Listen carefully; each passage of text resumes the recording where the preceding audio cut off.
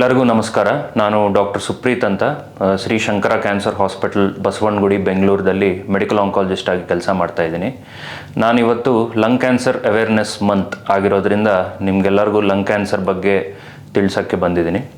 So lung cancer ಅಂದರೆ ಶ್ವಾಸಕೋಶದಲ್ಲಿ ಆಗೋಂಥ cancer ಶರೀರದಲ್ಲಿ ಯಾವ ಭಾಗದಲ್ಲಾದ್ರೂ ಇಟ್ಸ್ ನೇಚರ್ ಹೆಂಗಿರುತ್ತೆ ಅಂದರೆ ಹುಟ್ಟಿದ ಜಾಗದಲ್ಲಿ ಗ್ರೋ ಆಗೋದು ವಿತೌಟ್ ಎನಿ ಕಂಟ್ರೋಲ್, ಸ್ಪ್ರೆಡ್ ಆಗೋದು, ಅಂದರೆ ಹುಟ್ಟಿದ ಜಾಗದಿಂದ ದೂರಕ್ಕೆ ಹರಳೋದು. ಸೊ ಅದನ್ನು ಕ್ಯಾನ್ಸರ್ ಅಂತೀವಿ. ಅದು ಲಂಗಲ್ಲಾದರೆ ಅದನ್ನು ಲಂಗ್ ಕ್ಯಾನ್ಸರ್ ಅಂತ ನಾವು ಅಂತೀವಿ. ನಾವು ಲಂಗ್ ಕ್ಯಾನ್ಸರ್ ಆಗೋದಕ್ಕೆ ಕಾರಣಗಳು ನೋಡಿದಾಗ ಪ್ರಧಾನವಾಗಿರೋದು ಸ್ಮೋಕಿಂಗ್, ಏರ್ ಪೊಲ್ಯೂಷನ್ ಅಂದರೆ ಗಾಳಿಲಿರೋ ಕಾಲುಷ್ಯ, ಇಲ್ಲ ಮೂರನೇದು ಸೌದೆ ಒಲೆ ಯೂಸ್ ಮಾಡಿರೋ ಆಗಿನ ಕಾಲದಲ್ಲಿ ಯೂಸ್ ಮಾಡಿ ಇವಾಗ ಸ್ವಲ್ಪ ವಯಸ್ಸಾಗಿರೋರಲ್ಲಿ ಲಂಗ್ ಕ್ಯಾನ್ಸರ್ ನಾವು ಜಾಸ್ತಿ ನೋಡೋ ಅವಕಾಶ ಇರುತ್ತೆ. ಇದು ಬಿಟ್ಟು ತುಂಬ ಪೇಷಂಟ್ಗಳಲ್ಲಿ ನಮಗೆ ಕಾರಣ ಎಕ್ಸಾಕ್ಟ್ಲಿ ಏನು ಅನ್ನೋದು ಗೊತ್ತಿರಲ್ಲ. ಎಸ್ಪೆಷಲಿ ಯಂಗ್ ಫೀಮೇಲ್ ನಾನ್ ಸ್ಮೋಕರ್ಸ್, ಅಂದರೆ ಚಿಕ್ಕ ವಯಸ್ಸಲ್ಲಿದ್ದುಕೊಂಡು ಹೆಣ್ಣು ಆಗಿ ಸ್ಮೋಕಿಂಗ್ ಮಾಡದೇ ಅವರಲ್ಲಿ ಕಾರಣ ಏನು ಅಂತ ಗೊತ್ತಿರಲ್ಲ.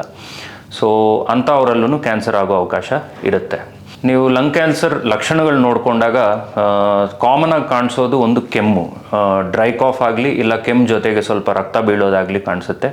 ಎರಡನೇದು ಸುಸ್ತು. ಮೂರು, ಉಸಿರು ತಗೊಳ್ಳೋದ್ರಲ್ಲಿ ತೊಂದರೆ, ಸ್ವಲ್ಪ ದೂರ ನಡೆದ ಮೇಲೆ ಇಲ್ಲ ಸ್ಟೆಪ್ಸ್ ತೊಗೊಂಡ್ಮೇಲೆ ಬರೋ ಅವಕಾಶ ಇರುತ್ತೆ. 4, ವೆಯ್ಟ್ ಲಾಸ್ ಇರ್ಬೋದು. 5, ಕೆಲವು ಜನಗಳಲ್ಲಿ ಬೆನ್ನೋವು ಇರ್ಬೋದು. ಎಸ್ಪೆಷಲಿ ಲಂಗ್ ಕ್ಯಾನ್ಸರ್ ಬೆನ್ನಿನ ಮೂಳೆಗೆ ಸ್ಪ್ರೆಡ್ ಆಗಿದ್ದರೆ ಹಂಗೆ ಕಾಣಿಸ್ಬೋದು. ಒಂದು 10-20% ಜನಗಳಲ್ಲಿ ಅವರು ಲಕ್ಷಣಗಳು ತೊಗೊಂಡು ನಮ್ಮ ಹತ್ರಕ್ಕೆ ಬರೋಷ್ಟೊತ್ತಿಗೆ ಬ್ರೈನ್ ಒಳಗಡೆಗೂ ಹರಳಿರೋ ಸಾಧ್ಯತೆ ಇರುತ್ತೆ. ಸೊ ಹಂಗಿರುವಾಗ ಅದಕ್ಕೆ ಸಂಬಂಧಪಟ್ಟಿದ್ದ ಲಕ್ಷಣಗಳು ಇರ್ಬೋದು. ಹಾಗಂದರೆ ತಲೆನೋವಾಗಲಿ ಇಲ್ಲ ಫಿಟ್ಸ್ ಆಗಲಿ ಇಲ್ಲ ಓಡಾಡೋದಕ್ಕೆ ತೊಂದರೆ ಆಗೋದಾಗಲಿ, ಒಂದು ಭಾಗ ಪ್ಯಾರಲೈಸ್ ಆಗೋದಾಗಲಿ, ನೋಡೋದಕ್ಕೆ ತೊಂದರೆ ಆಗೋದಾಗಲಿ, ಇಂಥ ಲಕ್ಷಣಗಳು ಕಾಣಿಸ್ಬೋದು. ಇದು ಮೇಯ್ನಾಗಿ ಲಂಗ್ ಕ್ಯಾನ್ಸರ್ನ ಲಕ್ಷಣಗಳು. ಲಂಗ್ ಕ್ಯಾನ್ಸರ್ ಡಯಾಗ್ನೋಸಿಸ್ಗೆ ಸಾಧಾರಣವಾಗಿ ನಮ್ಮ ಹತ್ರಕ್ಕೆ ಬರೋಷ್ಟೊತ್ತಿಗೆ 90% ಪೇಷಂಟ್ಗಳು ಆಲ್ರೆಡಿ ಬೇರೆ ಆಸ್ಪತ್ರೆಗೆ ಹೋಗಿರ್ತಾರೆ, ಅಲ್ಲಿ ಚೆಸ್ಟ್ ಎಕ್ಸ್ರೇ ಮಾಡಿರ್ತಾರೆ. ಸಾಧಾರಣವಾಗಿ ಲಂಗ್ಸ್ ಹೊರಗಡೆ ನೀರು ಸ್ವಲ್ಪ ಸೇರಿಕೊಂಡಿರುತ್ತೆ. ಆ ನೀರನ್ನ ಅವ್ರು ತೆಗೆದು ಟೆಸ್ಟ್ ಮಾಡಿದ್ಮೇಲೆ ಅದರಲ್ಲಿ ಪಾಸಿಟಿವ್ ಅಂತ ರಿಪೋರ್ಟ್ ಬಂದ ಮೇಲೆ ನಮ್ಮ ಹತ್ರಕ್ಕೆ ರೆಫರ್ ಮಾಡ್ತಾರೆ. ಸೊ ಅದೊಂದು ಮೆಥಡ್ ಆಫ್ ಡಯಾಗ್ನೋಸಿಸ್. ಬೇರೆ ಮೆಥಡ್ಸ್ ಏನು ಅಂದರೆ ಬ್ರಾಂಕೋಸ್ಕೋಪಿ ಅಂತ ಮಾಡ್ತಾರೆ. ಅಂದರೆ ನೀವು ಸಾಧಾರಣವಾಗಿ ಎಂಡೋಸ್ಕೋಪಿಯನ್ನು ನೋಡಿರ್ತೀರ. ಗ್ಯಾಸ್ಟ್ರಿಕ್ ಪ್ರಾಬ್ಲಮ್ ಆಗಲಿ ಇಲ್ಲ ಮೋಷನ್ ಆಗೋದ್ರಲ್ಲಿ ತೊಂದರೆ ಇದ್ದರೆ ಕೊಲೊನೋಸ್ಕೋಪಿ, ಎಂಡೋಸ್ಕೋಪಿ ಅಂತ ಮಾಡ್ತಾರೆ. ಅಂದರೆ ಒಂದು ಟ್ಯೂಬ್ ಹಾಕಿ ಅದ್ರ ಮುಂದೆ ಒಂದು ಕ್ಯಾಮ್ರಾ ಇಟ್ಕೊಂಡು ನೋಡಿ ಎಲ್ಲಿ ಕಾಯಿಲೆ ಕಾಣಿಸ್ತಾ ಇದೆಯೋ ಅಲ್ಲಿಂದ ಬಯಾಪ್ಸಿ ತೆಗೆದು ಅದನ್ನು ಸ್ಟಡಿ ಮಾಡಿ ಡಯಾಗ್ನೋಸ್ ಮಾಡೋದು. ಸೊ ಅದು ಬ್ರಾಂಕೋಸ್ಕೋಪಿಕ್ ಬಯಾಪ್ಸಿ ಅಂತೀವಿ. ಅದೊಂದು ಮೆಥಡ್. ಇಲ್ಲ ಸ್ವಲ್ಪ ಜನಗಳು ನಾನು ಹೇಳ್ದಂಗೆ ಕತ್ನೋವು ಇಲ್ಲ ಬೆನ್ನೋವು ಆದಾಗ ಸ್ಪೈನ್ ಸರ್ಜನ್ ಹತ್ರಕ್ಕೆ ಹೋದಾಗ ಅವರು MRI ಮಾಡಿ ಅಲ್ಲಿ ಕಾಯಿಲೆ ಕಾಣಿಸ್ಕೊಂಡು ಅಲ್ಲಿಂದ ಬಯಾಪ್ಸಿ ತೆಗೆದು ನಮ್ಮ ಹತ್ರಕ್ಕೆ ಕಳಿಸ್ತಾರೆ. 4ನೇ ಮೆಥಡ್ CT ಗೈಡೆಡ್ ಬಯಾಪ್ಸಿ ಅಂತಾರೆ. ಅಂದರೆ ಲಂಗ್ಸ್ ಹೊರಗಡೆ ನೀರು ಸೇರಿಕೊಂಡಿಲ್ಲ, ಆಮೇಲೆ ಲಂಗ್ಸ್ ಒಳಗಡೆ ನಾವು ಬ್ರಾಂಕೋಸ್ಕೋಪಿ ಹಾಕಿ ಬಯಾಪ್ಸಿ ಮಾಡೋ ಸಾಧ್ಯತೆ ಇಲ್ಲ ಅನ್ನುವಾಗ CT ಅಂದರೆ ಹೊರಗಡೆಯಿಂದ CT ಸ್ಕ್ಯಾನ್ ಮಾಡಿ ನೀಡಲ್ ಹಾಕಿ ಬಯಾಪ್ಸಿ ತೆಗೆದು ಅದನ್ನು ಸ್ಟಡಿ ಮಾಡಿ ಡಯಾಗ್ನೋಸ್ ಮಾಡೋದು. ಸೊ ಇದು CT ಗೈಡೆಡ್ ಬಯಾಪ್ಸಿ. ಸೊ ಇಂಥ ಡಿಫ್ರೆಂಟ್ ಮೆಥಡ್ಸ್ ಇದೆ. ಅದೇ ಥರ ಕಾಯಿಲೆ ಏನಾದರೂ ಲಿವರ್ಗೆ ಹರಳಿದ್ರೆ ಲಿವರಿಂದನೂ ಬಯಾಪ್ಸಿ ತೆಗೆದು ನಾವು ಡಯಾಗ್ನೋಸ್ ಮಾಡ್ಬೋದು. ಲಂಗ್ ಕ್ಯಾನ್ಸರಲ್ಲಿ ಬ್ರಾಡ್ಲಿ 3 ಟೈಪ್ಸ್ ಇರುತ್ತೆ. ಒಂದು ಅಡಿನೋಕಾರ್ಸಿನೋಮಾ ಅಂತೀವಿ, ಎರಡನೇದು squamous cell carcinoma, 3 neuroendocrine carcinoma ಇಲ್ಲ ಸ್ಮಾಲ್ ಸೆಲ್ ಲಂಗ್ ಕ್ಯಾನ್ಸರ್ ಅಂತೀವಿ. ಸೊ ಈ ಸ್ಮಾಲ್ ಸೆಲ್ ಲಂಗ್ ಕ್ಯಾನ್ಸರ್ ಆಗಲಿ ಸ್ಕ್ವಾಮಸ್ ಸೆಲ್ ಕಾರ್ಸಿನೋಮಾ ಆಗಲಿ ಅಂದರೆ ಸೆಕೆಂಡ್ ಪ್ರಕಾರ ಥರ್ಡ್ ಪ್ರಕಾರ ನಾವು ಸಾಧಾರಣವಾಗಿ ಸ್ಮೋಕರ್ಸಲ್ಲಿ ನೋಡ್ತೀವಿ. ಅಡಿನೋಕಾರ್ಸಿನೋಮಾ ಸ್ಮೋಕರ್ಸಲ್ಲಿ ಕಾಣಿಸುತ್ತೆ, ಬಟ್ ಕಾಮನ್ ಆಗಿ ನಾನ್ ಸ್ಮೋಕರ್ಸ್ ಅಂದರೆ ಸ್ಮೋಕಿಂಗ್ ಮಾಡದೇ ಇರೋವರಲ್ಲೂ ಅಡಿನೋಕಾರ್ಸಿನೋಮಾ ಜಾಸ್ತಿ ಕಾಣಿಸ್ಕೊಳ್ಳುತ್ತೆ. ಈ 3 ಪ್ರಕಾರಕ್ಕೂ ಟ್ರೀಟ್ಮೆಂಟ್ ಆಪ್ಷನ್ಸಲ್ಲಾಗಲಿ ತುಂಬ ವ್ಯತ್ಯಾಸಗಳಿರುತ್ತೆ. ದ ರೀಸನ್ ವೈ ನಾನು ಅದನ್ನು ಇವಾಗ ಮೆನ್ಷನ್ ಮಾಡಿದ್ದು. So once lung cancer diagnose ಆದಮೇಲೆ ಸ್ಟೇಜಿಂಗ್ ವರ್ಕಪ್ ಅಂತೀವಿ. ಅಂದರೆ ಕಾಯಿಲೆ ಎಲ್ಲೆಲ್ಲಿಗೆ ಹರಳಿದೆ ಅಂತ ತಿಳ್ಕೊಳ್ಳೋಕ್ಕೆ ಒಂದು ಪೆಟ್ ಸಿ ಟಿ ಅಂದರೆ ಕಂಪ್ಲೀಟ್ ಬಾಡಿ ಸ್ಕ್ಯಾನ್ ಮಾಡಿ ನೋಡೋದು. ಅದರಲ್ಲಿ ಲಂಗ್ಸ್ಗೆ ಹೋಗಿದೆಯಾ, ಲಿವರ್ಗೆ ಹೋಗಿದೆಯಾ, ಬೆನ್ನಿಲ್ಲಿರೋ ಮೂಳೆಗೆ ಹೋಗಿದೆಯಾ, ಬ್ರೈನ್ಗೆ ಹೋಗಿದೆಯಾ ಅನ್ನೋದು ಗೊತ್ತಾಗುತ್ತೆ. ಇಲ್ಲ ಪೆಟ್ ಸಿ ಟಿದಲ್ಲಿ ಕಾಣಿಸ್ತಾ ಇಲ್ಲ, ಬಟ್ ರೋಗಿಗೆ ಬ್ರೈನಿಗೆ ಸಂಬಂಧಪಟ್ಟಿದ್ದ ಲಕ್ಷಣ, ನಾನು ಇಷ್ಟಕ್ಕೆ ಮುಂಚೆ ಹೇಳಿದ ಲಕ್ಷಣಗಳೇನಾದರೂ ಇದ್ದರೆ MRI ಬ್ರೈನೂ ಮಾಡಬೇಕಾಗಿ ಬರುತ್ತೆ ಕೆಲವು ಜನಗಳಲ್ಲಿ. ಕಾಯಿಲೆ 90% ಜನಗಳಲ್ಲಿ ಆಲ್ರೆಡಿ ದೂರಕ್ಕೆ ಹರಡಿರೋ ಸಿಚುವೇಷನಲ್ಲಿ ಕಾಣಿಸ್ಕೊಳ್ಳುತ್ತೆ. ಅಂದರೆ ಸ್ಟೇಜ್ 4 ಅಡ್ವಾನ್ಸ್ ಸ್ಟೇಜಲ್ಲಿ ಕಾಣಿಸುತ್ತೆ. ಒಂದು 10% ಜನಗಳಲ್ಲಿ ಮಾತ್ರ ಕಾಯಿಲೆ ಅದೇ ಜಾಗದಲ್ಲಾಗಲಿ ಅದರ ಸುತ್ತಮುತ್ತ ಮಾತ್ರ ಹರಡಿರೋ ಸಿಚುವೇಶನ್ ನಮ್ಗೆ ಕಾಣಿಸ್ಕೊಳ್ಳುತ್ತೆ. ಸೊ ಅದ್ರ ಪ್ರಕಾರ ನಮಗೆ ಸ್ಟೇಜಿಂಗ್ ಇರುತ್ತೆ. ಸೊ ಕಾಯಿಲೆ ಅಲ್ಲೇ ಇದ್ದುಕೊಂಡು ಇಲ್ಲ ಅದ್ರ ಸುತ್ತಮುತ್ತ ಇದ್ದುಕೊಂಡು ಇದ್ದರೆ ಮಾತ್ರ ಅದು ಸ್ಟೇಜ್ 1 to 3ದಲ್ಲಿ ಯಾವುದಾದ್ರೂ ಆಗ್ಬೋದು. ಕಾಯಿಲೆ ದೂರಕ್ಕೆ ಹರಳಿದ್ರೆ ಮಾತ್ರ ಸ್ಟೇಜ್ 4 ಆಗುತ್ತೆ. ಸ್ಟೇಜ್ 1 to 3ವರೆಗೂ ಕಾಯಿಲೆನ ನಾವು ಕಂಪ್ಲೀಟಾಗಿ ಶರೀರದಿಂದ ತೆಗೆಯೋದು ಅಂದರೆ ಕ್ಯೂರ್ ಮಾಡೋ ಸಾಧ್ಯತೆ ಇರುತ್ತೆ. ಸ್ಟೇಜ್ 4ಅಲ್ಲಿ ಮಾತ್ರ ಕಾಯಿಲೆನ ಕ್ಯೂರ್ ಮಾಡೋಕ್ಕಾಗಲ್ಲ. ಟ್ರೀಟ್ಮೆಂಟದ ಉದ್ದೇಶ ಕಾಯಿಲೆನ ಕಂಟ್ರೋಲ್ ಮಾಡ್ಕೊಳ್ಳೋದು, ರೋಗಿಗೆ ಒಳ್ಳೆ ಕ್ವಾಲಿಟಿ ಆಫ್ ಲೈಫ್ ಕೊಡೋದು, ಸಿಂಪ್ಟಮ್ಸ್ನ ಕಂಟ್ರೋಲ್ ಮಾಡ್ಕೊತ ಲೈಫ್ ಪ್ರೊಲಾಂಗ್ ಮಾಡೋದು ಸ್ಟೇಜ್ 4 ಟ್ರೀಟ್ಮೆಂಟದ ಉದ್ದೇಶ ಆಗಿರುತ್ತೆ. ಸೊ ಇವಾಗ ಸ್ಟೇಜ್ 4 ಟ್ರೀಟ್ಮೆಂಟ್ ಆಗಲಿ, ಸ್ಟೇಜ್ 1 to 3 ಆಗಲಿ, ಮುಂಚೆಯಿಂದಾನು ಇದ್ದಿದ್ದ ಟ್ರೀಟ್ಮೆಂಟ್ ಕೀಮೋಥೆರಪಿ ಅಂತೀವಿ. ಸೊ ಕೀಮೋಥೆರಪಿ ಅಂದರೆ ನೀವು ಕೊಡೋ ಇಂಜೆಕ್ಷನ್ಗಳು ಡೈರೆಕ್ಟಾಗಿ ಕ್ಯಾನ್ಸರ್ನ ಹೋಗಿ ಸಂಹಾರ ಮಾಡೋದು. ಅದ್ರ ಜೊತೆಗೇನೆ ಅದು ನಾರ್ಮಲ್ ಸೆಲ್ಸ್ನು ಎಫೆಕ್ಟ್ ಮಾಡ್ತಾ ಇರೋದ್ರಿಂದ ಸ್ವಲ್ಪ ಸೈಡ್ ಎಫೆಕ್ಟ್ಗಳು ಜಾಸ್ತಿನೇ ಇರುತ್ತೆ. ಬಟ್ ಹೆದರ್ಕೊಳ್ಳೋಂಥ ಜಾಸ್ತಿ ಸೈಡ್ ಎಫೆಕ್ಟ್ಗಳು ಇರೋದಿಲ್ಲ. ಇವಾಗಿರೋ ಸಪೋರ್ಟಿವ್ ಕೇರ್ ಅಂದರೆ ಕೀಮೋಥೆರಪಿಯಿಂದ ಆಗೋ ಸೈಡ್ ಎಫೆಕ್ಟ್ಗಳನ್ನ ಅಡ್ರೆಸ್ ಮಾಡೋದಕ್ಕಿರೋ ಡ್ರಗ್ಸ್ ತುಂಬ ಜಾಸ್ತಿ ಆಗಿದೆ. ಸೊ ಹೆದರ್ಕೊಳ್ಳೋ ಅವಶ್ಯಕತೆ ಏನೂ ಇಲ್ಲ. ಸೊ ಇವಾಗ ಬಂದಿರೋ ಲೇಟೆಸ್ಟ್ ಅಡ್ವಾನ್ಸ್ಡ್ ಟ್ರೀಟ್ಮೆಂಟ್ಗಳು ಒಂದು ಟಾರ್ಗೆಟೆಡ್ ಥೆರಪಿ ಅಂತ, ಅದೊಂದು ಲಾಸ್ಟ್ 15ರಿಂದ 20 ವರ್ಷದಿಂದನೂ ಇದೆ. ಇನ್ನೊಂದು ಇಮ್ಯುನೋಥೆರಪಿ ಅಂತೀವಿ. ಇಮ್ಯುನೋಥೆರಪಿ ಅಂದರೆ ನೀವು ನಿಮ್ಮ ಶರೀರದಲ್ಲಿರೋ ಇಮ್ಯುನಿಟಿ ಅಂತೀವಿ, ಅಂದರೆ ರೋಗ ನಿರೋಧಕ ಶಕ್ತಿ. ಸೊ ಅದನ್ನು ಜಾಸ್ತಿ ಮಾಡಿ ಕ್ಯಾನ್ಸರ್ನ ಇಂಡೈರೆಕ್ಟಾಗಿ ನೀವು ಸಂಹಾರ ಮಾಡ್ತಾ ಇದ್ದೀರಾ. ಸೊ ಅದು ಇಮ್ಯುನೋಥೆರಪಿ. ಇಮ್ಯುನೋಥೆರಪಿ ಆಗಲಿ ಕೀಮೋಥೆರಪಿ ಆಗಲಿ ಎರಡೂ ಇಂಜೆಕ್ಷನ್ ರೂಪದಲ್ಲೇ ಇರುತ್ತೆ. ಅಂದರೆ ನೀವು ಹಾಸ್ಪಿಟ್ಲಿಗೆ ಬಂದು ಅಡ್ಮಿಟ್ ಆಗಿ ಇಂಜೆಕ್ಷನ್ಗಳು ತೊಗೊಂಡು ಮನೆಗೆ ಹೋಗುವಂಥ. ಆಮೇಲೆ ಟಾರ್ಗೆಟೆಡ್ ಥೆರಪಿ ಮಾತ್ರ ಟ್ಯಾಬ್ಲೆಟ್ ಫಾರ್ಮಲ್ಲಿ ಇರುತ್ತೆ. ಅಂದರೆ ನೀವು ಮನೇಲಿ ಇದ್ದುಕೊಂಡು ಹಾಸ್ಪಿಟಲ್ OPDಗೆ ಬಂದು ಹೋಗಿ ತೋರಿಸ್ಕೊಂಡು ಮಾಡ್ಬೋದು. ಸೊ ಇದರಲ್ಲಿ ಟಾರ್ಗೆಟೆಡ್ ಥೆರಪಿ ಕೊಡೋದು ಕೊಡದೇ ಇರೋದು ಅನ್ನೋದು ಒಂದು ಜೆನೆಟಿಕ್ ಟೆಸ್ಟ್. ನಿಮ್ಮ ಕ್ಯಾನ್ಸರ್ ಬಯಾಪ್ಸಿ ಇರುತ್ತೆ. ಆ ಬಯಾಪ್ಸಿ ಮೇಲೆ ಮಾಡುವಂಥ ಜೆನೆಟಿಕ್ ಟೆಸ್ಟಲ್ಲಿ ಬರೋ ರಿಪೋರ್ಟ್ನ ಬೇಸ್ ಮಾಡಿಕೊಂಡು ನಾವು ಟಾರ್ಗೆಟೆಡ್ ಥೆರಪಿ ಆಪ್ಷನ್ ಇದೆಯಾ ಇಲ್ವಾ ಅನ್ನೋದು ಡಿಸ್ಕಸ್ ಮಾಡ್ತೀವಿ. ಸಾಧಾರಣವಾಗಿ ನಮಗೆ ಅರೈಸ್ ಆಗೋ ಚಾಲೆಂಜ್ ಏನು ಅಂದರೆ, ಈ ಸ್ಟೇಜ್ 4 ಕಾಯಿಲೆ ಇರೋ ಅವ್ರಿಗೆ ಲಕ್ಷಣಗಳು ತುಂಬ ಜಾಸ್ತಿ ಇರುತ್ತೆ. ಅಂದರೆ ಉಸಿರು ತಗೊಳ್ಳೋದ್ರಲ್ಲಿ ತೊಂದರೆ ಆಗಲಿ, ಆಕ್ಸಿಜನ್ ಕಡಿಮೆ ಆಗೋದಾಗಲಿ, ತುಂಬ ಜಾಸ್ತಿ ಸುಸ್ತಾಗಲಿ, ಇಂಥ ಲಕ್ಷಣಗಳಿರುವಾಗ ಈ ರಿಪೋರ್ಟ್ಗಳೆಲ್ಲ ಬರೋವರೆಗೂ ನಾವು ವೆಯ್ಟ್ ಮಾಡೋ ಟೈಮ್ ನಮ್ಮ ಹತ್ರ ಇರಲ್ಲ. ಸೊ ಬೇಸಿಕ್ ರಿಪೋರ್ಟ್ ಅಂದರೆ ಲಂಗ್ ಕ್ಯಾನ್ಸರ್ ಈ ಸಬ್ ಟೈಪ್ ಅಂದರೆ ಈ ಪ್ರಕಾರವಾಗಿದ್ದ ಲಂಗ್ ಕ್ಯಾನ್ಸರ್ ಅಂತ ಅರ್ಥವಾಗಿದ್ದ ತಕ್ಷಣ ನಾವು ಇಮಿಡಿಯೇಟಾಗಿ ಟ್ರೀಟ್ಮೆಂಟ್ ಶುರು ಮಾಡ್ಕೊತೀವಿ. ಈ ಮಧ್ಯದಲ್ಲಿ ಜೆನೆಟಿಕ್ ಟೆಸ್ಟಿಂದ ರಿಪೋರ್ಟ್ ಆಗಲಿ, ಇಲ್ಲ ಇಮ್ಯುನೋಥೆರಪಿಗೆ ಈ ಪೇಷಂಟ್ ಹೋಗ್ಬೋದಾ ಹೋಗಬಾರ್ದಾ ಅನ್ನೋದಕ್ಕೆ ಇನ್ನೊಂದು ಟೆಸ್ಟ್ ಮಾಡ್ತೀವಿ ಅದೇ ಬಯಾಪ್ಸಿ ಬ್ಲಾಕ್ ಮೇಲೆ. ಸೊ ಆ 2 ರಿಪೋರ್ಟ್ಗಳು ನೋಡಿಕೊಂಡು ಕೀಮೋಥೆರಪಿ ಜೊತೆಗೇನೆ ಇಮ್ಯುನೋಥೆರಪಿ ಆಗಲಿ ಟಾರ್ಗೆಟೆಡ್ ಥೆರಪಿ ಆಗಲಿ ಆ್ಯಡ್ ಮಾಡೋದಾ, ಇಲ್ಲ ಕೀಮೋಥೆರಪಿ ನಿಲ್ಲಿಸ್ಬಿಟ್ಟು ಟಾರ್ಗೆಟೆಡ್ ಥೆರಪಿ ಮಾತ್ರ ನಾವು ಕಂಟಿನ್ಯೂ ಮಾಡ್ಕೊಳ್ಳೋದಾ ಅನ್ನೋದು ಆ ರಿಪೋರ್ಟ್ಗಳು ನೋಡ್ಕೊಂಡು ಡಿಸೈಡ್ ಮಾಡ್ತೀವಿ. ಸೊ ತುಂಬ ಜನಗಳಲ್ಲಿ ನಾನು ಹೇಳ್ದಂಗೆ ನಾವು ಟ್ರೀಟ್ಮೆಂಟ್ ಕೊಡೋದಕ್ಕೆ ವೆಯ್ಟ್ ಮಾಡೋ ಸಾಧ್ಯತೆ ಇರಲ್ಲ. ಇಮಿಡಿಯೇಟಾಗಿ ನಾವು ಕೀಮೋಥೆರಪಿ ಇಂದ ಟ್ರೀಟ್ಮೆಂಟ್ ಶುರು ಮಾಡ್ಕೊತೀವಿ. ಸಿಂಪ್ಟಮ್ಸ್ ಸ್ವಲ್ಪ ಕಂಟ್ರೋಲಿಗೆ ಬಂದ ಮೇಲೆ, ಅಷ್ಟರೊಳಗೆ ರಿಪೋರ್ಟ್ಸ್ ಬಂದ ಮೇಲೆ ನೋಡಿಕೊಂಡು ಫೈನಲ್ ಟ್ರೀಟ್ಮೆಂಟ್ ಪ್ಲಾನ್ ಮಾತಾಡ್ತೀವಿ. ಲಕ್ಷಣಗಳು ಅಷ್ಟೊಂದು ಜಾಸ್ತಿ ಇಲ್ಲ ಅನ್ನೋಂಥ ಪೇಷಂಟ್ಗಳಲ್ಲಿ ಮಾತ್ರ ನಾವು ವೆಯ್ಟ್ ಮಾಡೋ ಪಾಸಿಬಿಲಿಟಿ ನಮ್ಮ ಹತ್ರ ಇರುತ್ತೆ.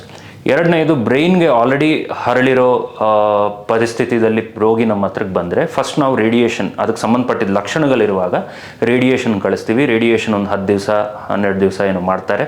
ಅದಾದಮೇಲೆ ಒಂದು 10 ದಿವಸ ಬಿಟ್ಕೊಂಡು ನಾವು ಟ್ರೀಟ್ಮೆಂಟ್ ಶುರು ಮಾಡೋ ಸಾಧ್ಯತೆ ಇರುತ್ತೆ. ಸೊ ಕೀಮೋಥೆರಪಿ ಸೈಡ್ ಎಫೆಕ್ಟ್ಸ್ ಬಗ್ಗೆ ನಾವು ಮಾತಾಡಿದಾಗ, ಒಂದು ಲಾಸ್ ಆಫ್ ಟೇಸ್ಟ್, ಅಂದರೆ ಊಟ ಮಾಡಿದಾಗ ಅದು ಟೇಸ್ಟ್ ಇಲ್ಲದೇ ಇರೋದು, ಕಹಿ ಅನಿಸೋದು. ಎರಡನೇದು ವಾಮಿಟಿಂಗ್ ಸೆನ್ಸೇಷನ್ನು, ಸ್ವಲ್ಪ ಸುಸ್ತು, ಮೈಕೈ ನೋವು ಆಗ್ಬೋದು. ತುಂಬ ರೇರ್ ಆಗಿ ರಕ್ತದಲ್ಲಿ WBC ಕೌಂಟ್, ಪ್ಲೇಟ್ಲೆಟ್ ಕೌಂಟ್ ಅಂತೀವಿ, ಅದು ಕಡಿಮೆ ಆಗೋ ಸಾಧ್ಯತೆ ಇರುತ್ತೆ. ಸೊ ಎಲ್ಲ ಸೈಡ್ ಎಫೆಕ್ಟ್ಗಳು ನಾನು ಇಷ್ಟಕ್ಕೆ ಮುಂಚೆ ಹೇಳ್ದಂಗೆ ಇವಾಗಿರೋ ಲೇಟೆಸ್ಟ್ ಸಪೋರ್ಟಿವ್ ಡ್ರಗ್ಸ್ದಿಂದ ಎಷ್ಟು ಕಡಿಮೆ ಮಾಡ್ಬೋದು ಅಷ್ಟು ಕಡಿಮೆ ಮಾಡೋ ಸಾಧ್ಯತೆ ಇರುತ್ತೆ. ಸೊ ಕೀಮೋಥೆರಪಿ ಬಗ್ಗೆ ಹೆದರಿಕೆ ಅವಶ್ಯಕತೆ ಇಲ್ಲ. ನಾವು ನೋಡೋ ಮೋಸ್ಟ್ ಆಫ್ ದಿ ಪೇಷಂಟ್ಸಲ್ಲಿ ಕೀಮೋಥೆರಪಿ ಬಗ್ಗೆ ತಪ್ಪು ಪರಿಕಲ್ಪನೆಗಳಿರುತ್ತೆ. ಮೇಯ್ನಾಗಿ ಕೀಮೋಥೆರಪಿ ಕೊಡ್ತಿರ್ಬೇಕಾದ್ರೆ ಮಕ್ಕಳ ಜೊತೆ ಆಡ್ಕೋಬೋದಾ, ಹೊರಗೆ ಓಡಾಡ್ಬೋದಾ, ಜನಗಳ ಜೊತೆ ಭೇಟಿ ಮಾಡ್ಬೋದಾ, ಇಂಥದ್ದೆಲ್ಲ. ಸೊ ಮಕ್ಕಳ ಜೊತೆ ನೀವು ಸೇಫಾಗಿ ಆಡ್ಕೋಬೋದು. ನಿಮ್ಮಿಂದ ಕಾಯಿಲೆ ಆಗಲಿ ಕೀಮೋಥೆರಪಿ ಆಗಲಿ ಮಕ್ಕಳಿಗೆ ಹರಳೋ ಸಾಧ್ಯತೆ ಇಲ್ಲ. ಎರಡನೇದು, ನೀವು ಹೊರಗಡೆನೂ ಓಡಾಡ್ಬೋದು. ನಾವು ಕೊಡೋ ಓನ್ಲಿ ಅಡ್ವೈಸ್ ಏನು ಅಂದರೆ, ನೀವು ಮಾಸ್ಕ್ ಹಾಕ್ಕೊಂಡು ಓಡಾಡಿ. ಏನಕ್ಕೆ ಅಂದರೆ, ಏನಾದರೂ ವೈರಲ್ ಇನ್ಫೆಕ್ಷನ್ಗಳು ಬೇರೆಯವರಿಂದ ನಿಮಗೆ ಹರಡಿದ್ರೆ ಅದನ್ನು ಕೀಮೋಥೆರಪಿ ಕೊಡ್ತಿರ್ಬೇಕಾದ್ರೆ ಸ್ವಲ್ಪ ಹ್ಯಾಂಡಲ್ ಮಾಡೋದು ಕಷ್ಟ ಆಗುತ್ತೆ. ನೆಕ್ಸ್ಟ್ ಡೋಸ್ ಕೀಮೋಥೆರಪಿ ಪೋಸ್ಟ್ಪೋನ್ ಮಾಡೋದು, ಇಂಥ ಪ್ರಾಬ್ಲಮ್ಸ್ ಎಲ್ಲ ಬರುತ್ತೆ ಅಂತ. ಮೂರನೇದು, ಎಲ್ಲ ಜೊತೆ ನೀವು ಸೋಷಲೈಸ್ ಆಗೋದ್ರಲ್ಲಿ ಏನು ತೊಂದರೆ ಇಲ್ಲ. ಮೋಸ್ಟ್ ಇಂಪಾರ್ಟೆಂಟ್ಲಿ, ನೀವು ಸ್ಮೋಕರ್ ಆಗಲಿ ಆಲ್ಕೋಹಾಲಿಕ್ ಆಗಲಿ ಆದರೆ ಮಾತ್ರ ಇಮ್ಮಿಡಿಯೇಟಾಗಿ ನೀವು ಅದನ್ನು ಟ್ರೀಟ್ಮೆಂಟ್ ಶುರು ಮಾಡೋಕ್ಕೆ ಮುಂಚೆನೇ ಸ್ಟಾಪ್ ಮಾಡಿಬಿಡ್ಬೇಕು. ಯಾಕೆ ಅಂದರೆ ಆ್ಯಕ್ಟಿವ್ ಸ್ಮೋಕರ್ಸ್ ಅಂದರೆ ಲಂಗ್ ಕ್ಯಾನ್ಸರ್ ಡಯಾಗ್ನೋಸ್ ಆಗಿರೋರು ಟ್ರೀಟ್ಮೆಂಟ್ ಶುರು ಮಾಡಿದ್ಮೇಲೆ if they continue to smoke ಅಂಥ ಅವರಲ್ಲಿ ಔಟ್ಕಮ್ಸ್ ತುಂಬ ಕಡಿಮೆ ಇರುತ್ತೆ ಆ್ಯಸ್ ಕಂಪೇರ್ಡ್ ಟು ಸ್ಮೋಕಿಂಗ್ ಆಗಲಿ ಆಲ್ಕೋಹಾಲ್ ಆಗಲಿ ನಿಲ್ಲಿಸೋವ್ರ ಜೊತೆ ಕಂಪೇರ್ ಮಾಡಿದ್ರೆ. ಸೊ ಹಾಗಾಗಿ ಯಾರೇ ಸ್ಮೋಕರ್ ಆಗಲಿ ಆಲ್ಕೋಹಾಲಿಕ್ ಆಗಲಿ ಇದ್ರೂ ಡಯಾಗ್ನೋಸ್ ಆಗಿ ಟ್ರೀಟ್ಮೆಂಟ್ ಶುರು ಮಾಡೋಕ್ಕೆ ಮುಂಚೆನೇ ಅವರು ಇಮಿಡಿಯೇಟಾಗಿ ಅದನ್ನು ಸ್ಟಾಪ್ ಮಾಡಬೇಕು. ಮೂರನೇದು ಇಮ್ಯುನೋಥೆರಪಿ ಸೈಡ್ ಎಫೆಕ್ಟ್ಗಳ ಬಗ್ಗೆನೂ ಕೇಳ್ತಾರೆ. ಇಮ್ಯುನೋಥೆರಪಿ ಯೂಶ್ವಲಿ ಸೇಫ್ ಡ್ರಗ್ಸ್ ಅಂತೀವಿ, they are well tolerated. 95 to 96% ಜನಗಳಲ್ಲಿ ಯಾವುದೇ ಪ್ರಕಾರವಾಗಿದ್ದ ಸೈಡ್ ಎಫೆಕ್ಟ್ಗಳು ಕಾಣಿಸೋದಿಲ್ಲ. ಒಂದು 4 to 5% ಜನಗಳಲ್ಲಿ ಮಾತ್ರ ಕೆಲವು ಅನ್ಎಕ್ಸ್ಪೆಕ್ಟೆಡ್ ಸೈಡ್ ಎಫೆಕ್ಟ್ಸ್ ಅಂತೀವಿ. ಇಮ್ಯುನೋಥೆರಪಿ ನಾನು ಹೇಳ್ದಂಗೆ ನಿಮ್ಮ ಶರೀರದ ರೋಗ ನಿರೋಧಕ ಶಕ್ತಿನ ಇನ್ನೂ ಪವರ್ಫುಲ್ ಮಾಡಿ ಕ್ಯಾನ್ಸರ್ನ ಸಂಹಾರ ಮಾಡೋದು. ಸೊ ಆ ಪ್ರಾಸೆಸ್ಸಲ್ಲಿ ಈ ಇಮ್ಯುನಿಟಿ ಜಾಸ್ತಿಯಾಗಿ ಇಲ್ಲ ಮಿಸ್ಫೈರ್ ಆಗಿ ನಿಮ್ಮ ಓನ್ ಬಾಡಿನ ಕೆಲವು ಸತಿ ಡ್ಯಾಮೇಜ್ ಮಾಡ್ಬೋದು. ಅದರಲ್ಲಿ ಕಾಮನ್ ಆಗಿ ಕಾಣಿಸೋದು ಥೈರಾಯ್ಡ್ ಪ್ರಾಬ್ಲಮ್ಸ್, ಇಲ್ಲ ಡಯಾಬಿಟೀಸ್, ಇಲ್ಲ ನ್ಯೂಮೋನೈಟಿಸ್ ಅಂದರೆ ನ್ಯೂಮೋನಿಯಾ ಥರ ಕಾಣಿಸೋದು.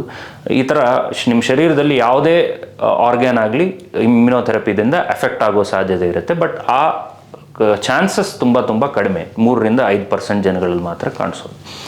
ಟಾರ್ಗೆಟೆಡ್ ಥೆರಪಿದಿಂದ ಟಾರ್ಗೆಟೆಡ್ ಥೆರಪಿ ಕಾಮನಾಗಿ ನಮ್ಗೆ ಕಾಣಿಸೋದು ಒಂದು ಬಾಯಿ ಹುಣ್ಣು, ಲೂಸ್ ಮೋಷನ್, ಸ್ವಲ್ಪ ಸ್ಕಿನ್ ರ್ಯಾಶ್ ಕಾಣಿಸ್ಕೊಳ್ಳುತ್ತೆ, ಸ್ವಲ್ಪ ಸುಸ್ತಿರ್ಬೋದು, ಕೈಕಾಲಲ್ಲಿ ನೀರು ಥರ ಸೇರ್ಕೊಂಡಿರ್ಬೋದು. ಇದು ಬಿಟ್ಟು ಟಾರ್ಗೆಟೆಡ್ ಥೆರಪಿದಿಂದ ಜಾಸ್ತಿ ಸೈಡ್ ಎಫೆಕ್ಟ್ಗಳು ಇರಲ್ಲ.